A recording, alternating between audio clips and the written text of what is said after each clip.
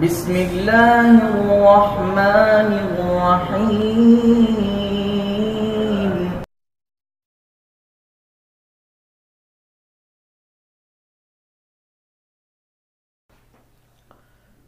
السلام علیکم ورحمۃ اللہ وبرکاتہ. نحمده ونصلي على رسوله الكريم. اما بعد فاعوذ بالله السميع العليم من الشيطان الرجيم. بسم اللہ الرحمن الرحیم. رسول اللہ صلی اللہ علیہ وسلم نے فرمایا: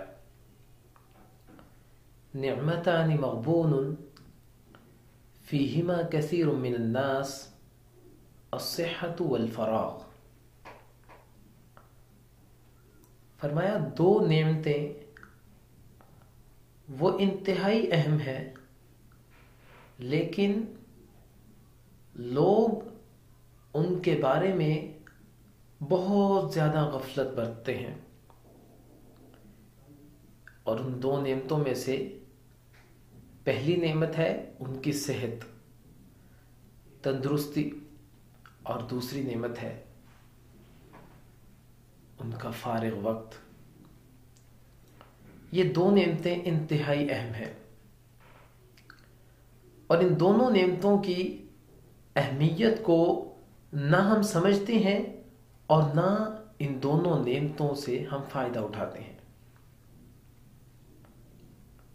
اور ان دونوں نعمتوں کی قدر ہمیں اس وقت ہوگی جب اللہ تعالیٰ کے سامنے ہم کھڑے ہوں گے. اللہ تعالیٰ قرآن کریم میں اس وقت کا نقشہ کھینچتے ہیں. فرمایا: حتی اذا جاء احدهم الموت قال رب ارجعون.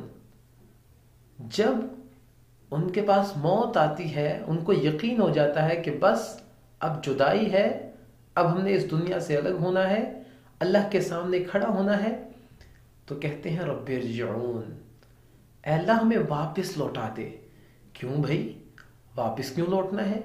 کسی گھر کی تعمیر باقی ہے، یا کوئی کاروبار کی کوئی منزل باقی رہ گئی ہے، یا پھر کسی سے کوئی بات کرنی ہے، یا کوئی معاملات ہیں جو آپ کے رہ چکے ہیں، کوئی عیش و آرام ہے جو ابھی تک آپ نے جس کو اپنایا نہیں ہے اس کو اپنانا ہے.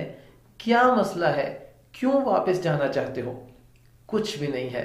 نہ تو مکان کی تعمیر باقی ہے، نہ عیش و آرام ہے، نہ اولاد کی فکر ہے، نہ بیوی کی فکر ہے. اگر فکر ہے تو اس وقت کہے گا لعلی اعمل صالحا فیما ترکت کلا.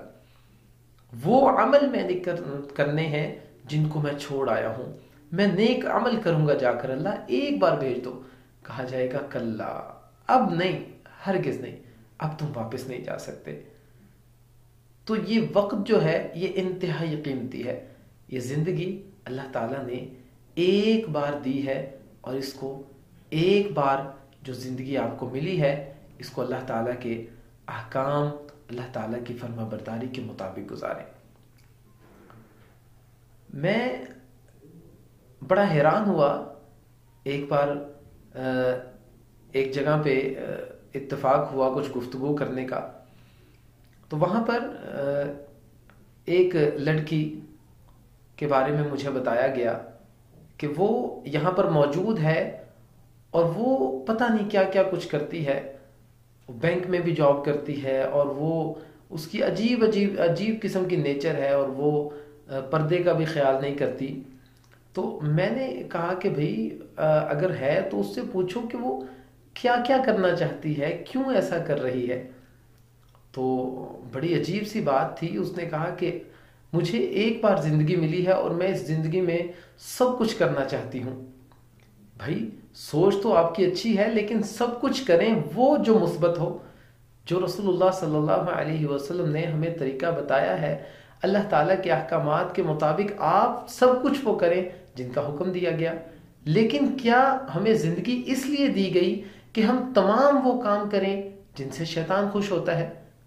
رب رحمان کو آپ ناراض کر دیں، اپنے ٹائم کو آپ ضائع کر دیں، اپنی صحت کو آپ برباد کر دیں، اور بعد میں کچھ بھی آپ کے ہاتھ نہ آئے.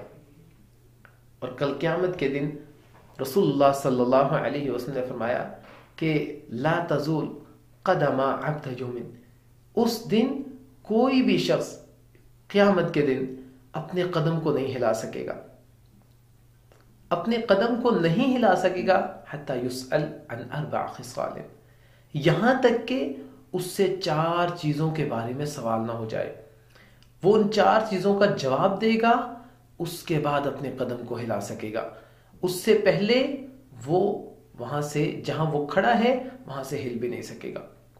ان میں سب سے پہلی چیز فرمایا عن عمری فیما افناہ، آپ کی عمر کے بارے میں سوال ہوگا کہ اس کو کہاں پر فنا کیا ہے۔ اللہ تعالیٰ نے یہ عمر دی تھی، کسی کو 40 سال، کسی کو 50 سال، کوئی 60، کوئی 80، کوئی 90، کوئی 100 کو جو ہے وہ کراس کرتا ہے۔ اللہ تعالیٰ پوچھیں گے اتنی عمر میں نے تمہیں دی تھی، اس عمر میں کیا کیا تم نے؟ ہم کیا جواب دیں گے اللہ تعالیٰ کو کہ ہم نے کاروبار کیا، ہم نے لوگوں سے دھوکہ کیا، ہم نے فراڈ کیا؟ کیا جواب دیں گے؟ تو یہ سب سے پہلی چیز کہ اللہ تعالیٰ نے عمر دی تھی، اس کو کہاں فنا کیا۔ اب یہ آپ سوچ لیں آپ نے اللہ تعالیٰ کو کیا جواب دینا ہے اور میں نے اللہ تعالیٰ کو کیا جواب دینا ہے۔ اللہ تعالیٰ ہمیں اپنی عمر کو اپنے ہی طریقے کے مطابق گزارنے کی توفیق عطا فرمائے۔ دوسرا سوال فرمایا وعن شبابی فیما ابلاہ، آپ کی جوانی کے بارے میں سوال ہوگا کہ اس کو کہاں پہ صرف کیا۔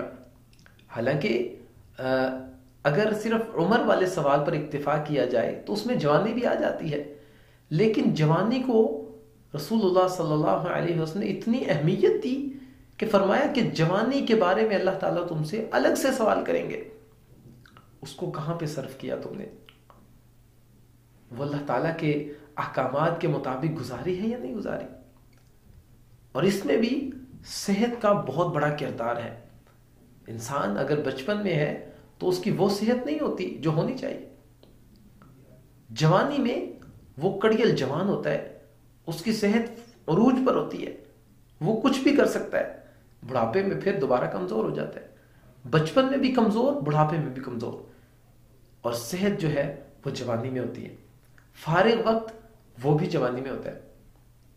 فرمایا کہ اللہ تعالیٰ دوسرے سوال کے بارے میں جو پوچھیں گے وہ آپ کی جوانی ہے، اور یہی جوانی اگر اللہ تعالیٰ کے احکامات سے ہٹ کر گزاری جائے تو پھر اللہ تعالیٰ اس کا جب سوال کریں گے تو آپ اس کے بارے میں کیا جواب دیں گے؟ اور یہی جوانی اگر اللہ تعالیٰ کی فرما برداری میں گزاری جائے تو بہت بڑا اجر ہے۔ رسول اللہ صلی اللہ علیہ وسلم نے فرمایا کہ 7 قسم کے لوگ اللہ تعالیٰ ان کو عرش کا سایہ نصیب کریں گے، اور ان میں ایک شخص وہ ہے جو اپنی جوانی اللہ تعالیٰ کی عبادت میں لگا دیتا ہے۔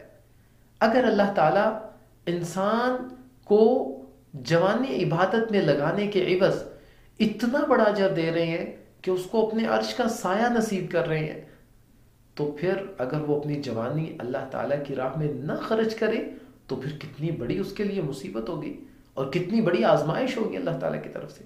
تو یہ دوسرا سوال۔ تو 4 سوال جن کے بارے میں سوال کیا جائے گا اور جواب دیے بنا اپنا قدم نہیں ہلا سکے گا۔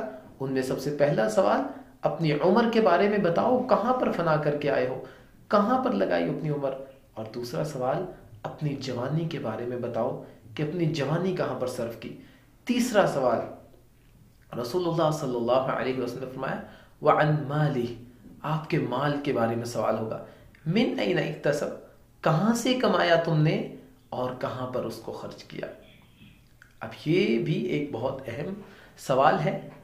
بینکوں میں جاب کرنے والے، سودی کاروبار کرنے والے کیا جواب دیں گے اللہ تعالیٰ کو کہ ہم ساری زندگی سودی کاروبار کرتے رہے؟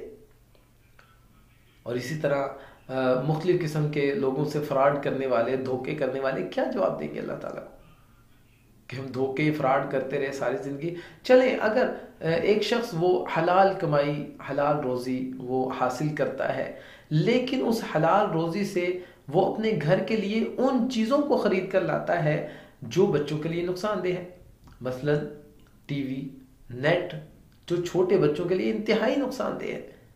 آپ چھوٹے بچوں کو نیٹ کے قریب نہ جانتے، تو اللہ تعالیٰ کو کیا جواب دینا ہے کہ ہم نے اپنا پیسہ لوگوں کو دھوکہ، فراڈ اور اسی طرح ان کو مختلف قسم کی آزمائشوں میں ملوث کر کے حاصل کیا ہے، اور ان کو خرچ کیا ہے تمام ان کاموں پر جو اللہ تعالیٰ اور رسول اللہ صلی اللہ علیہ وسلم کی نافرمانی میں آتے ہیں، اور اسی زمرے میں تمام کام ایسے ہیں جن کو ہم اپناتے رہیں۔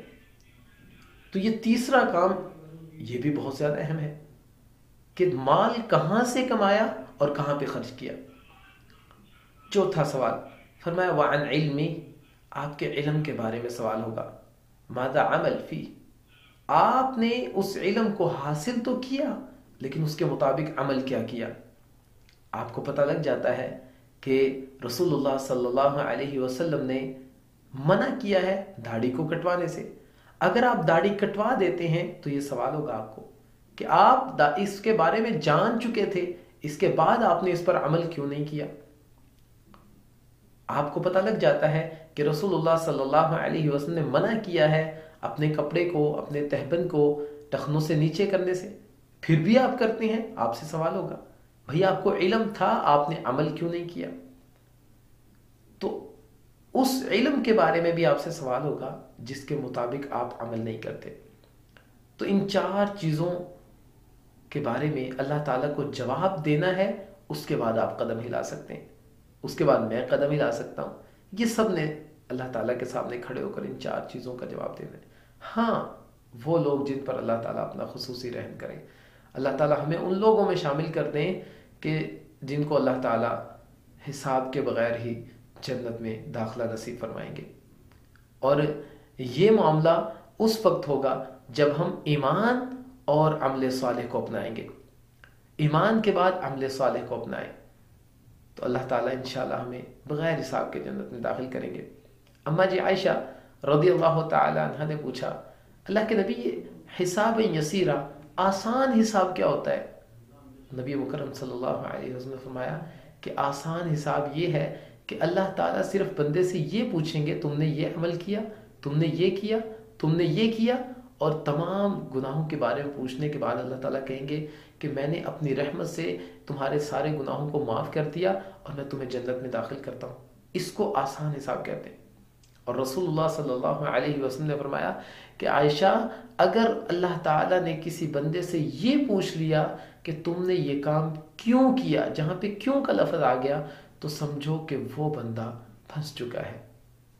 وہ کیا جواب دے گا کیوں کا؟